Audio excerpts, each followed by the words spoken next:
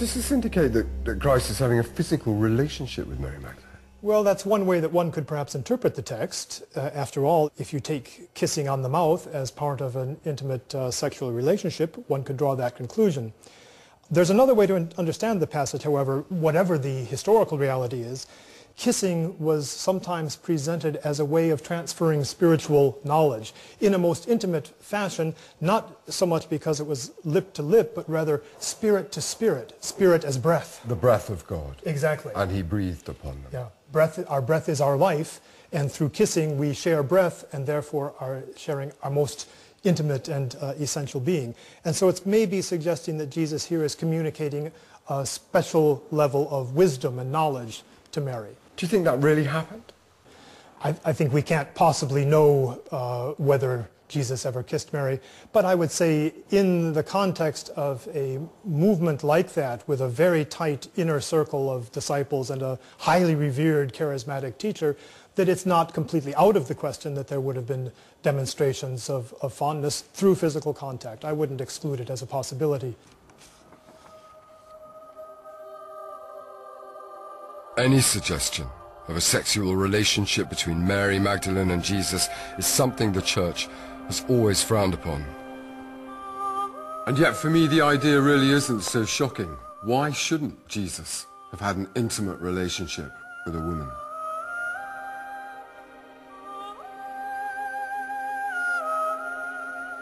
Whatever the truth about Jesus and Mary's physical relationship, the Gospel of Philip clearly suggests they shared a strong spiritual connection. And it undermines the traditional view in the New Testament Gospels that Peter was the favorite disciple of Jesus. The contents of Philip are so controversial, it's easy to dismiss them as an aberration. But in fact, there's another lost gospel which also portrays Mary in a different light.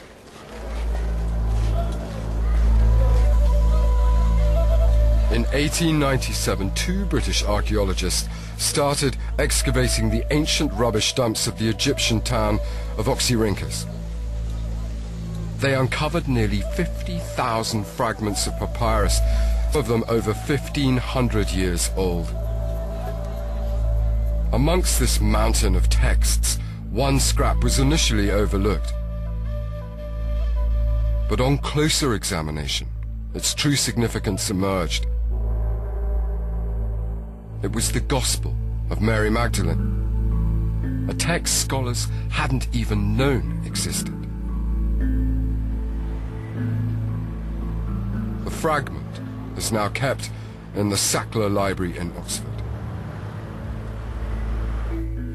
I went to meet papyrologist Dr. Nicholas Gonis, who's responsible for its conservation.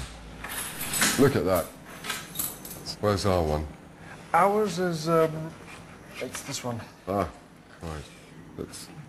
The papyri came to Oxford in boxes, and this fragment languished in a box for 70 or more years. It was in a box. Did they not think it was important? No, it looks very ordinary.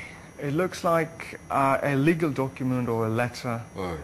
But then if you have a closer look, just for the sake of curiosity, the first thing you see is a sequence called apophthegmaton to soter, sayings of the Savior.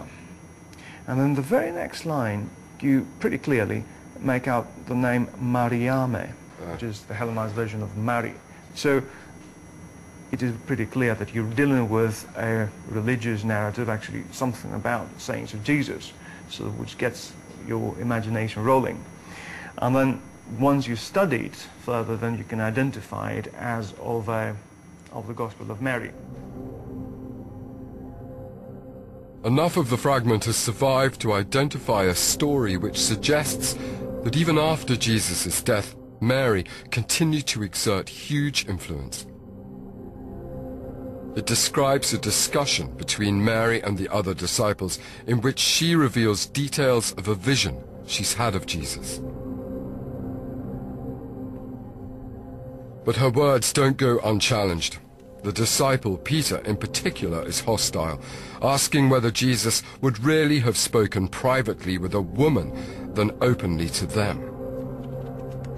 He very clearly has a problem with the idea that Jesus might have selected Mary above himself and the other disciples to interpret his teachings.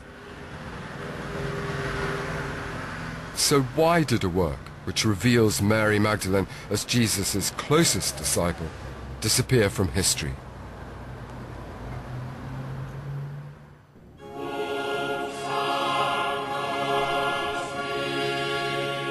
St. Peter's, the center of the Catholic faith. The basilica is named after the disciple who in the New Testament Gospels Jesus is said to have called his rock, and to whom he entrusted the leadership of his church. Peter is the man the Catholics consider to have been the first pope. But what if his leadership hadn't been so clear-cut in the first century? What if there had been an opponent to his authority, and that opponent had been a woman? The Gospel of Mary suggests that that scenario is not as far-fetched as it sounds.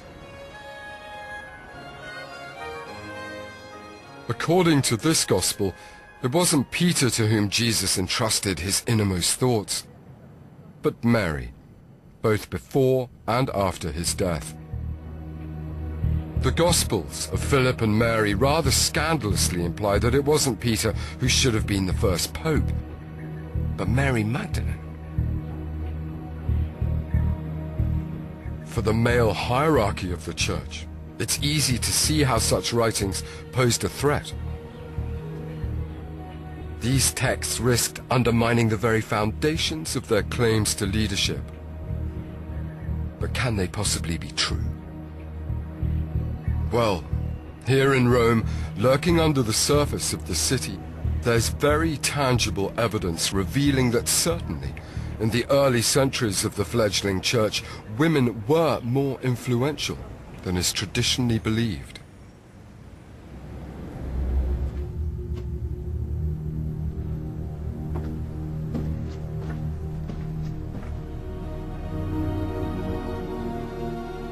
We're in the catacomb of Priscilla, one of the many catacombs under the city of Rome.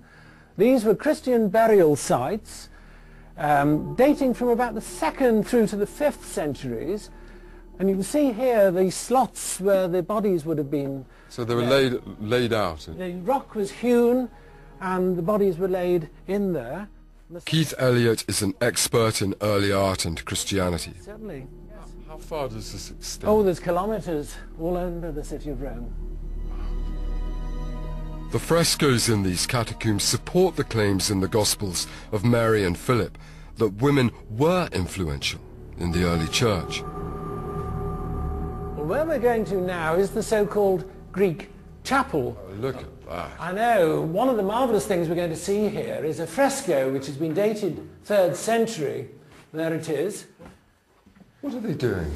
Well, this is what looks like a Eucharistic meal. We've got 7 people sitting around a table here with bread and fish. But I think the thing to notice here is we've certainly got at least one woman present at the table. The person 3rd from the right is obviously a woman. You see the veil going from her hair over her shoulder.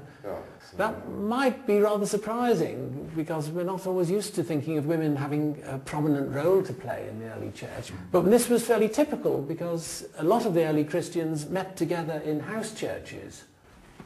I mean, in the Lost Gospels, women appear to play a much more prominent role. Is that a fair reflection of what was going on in the early church? I think it is, yes, I think that's true. And the interesting thing is, looking at these pictures down here, is to remind ourselves that they were being painted about the same time as those Gospels were being written. So we've got pictures and we've got Gospels, both of which are emphasising the more dominant role of women in the early church. Right.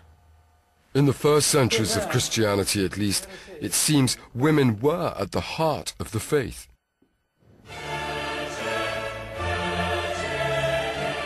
And in Mary Magdalene, such women found a role model to be proud of. There's no way of knowing whether the Gospels of Philip and Mary really are a true representation of Jesus' life. But they may reflect a second-century power struggle between men and women over the leadership of the church. A battle of the sexes. The Mary Magdalene of these Gospels might not be entirely historically accurate, but what she represents is Christian communities where female leadership was a matter of importance, communities where women played a prominent role. And they also suggest that male leadership within the church was not a foregone conclusion. The debate was very much alive. Through the Gospels of Mary, Philip and Thomas, I've glimpsed battles between long-forgotten groups of Christians, sects who were divided over the right way to immortality, and who fought about the position women should hold.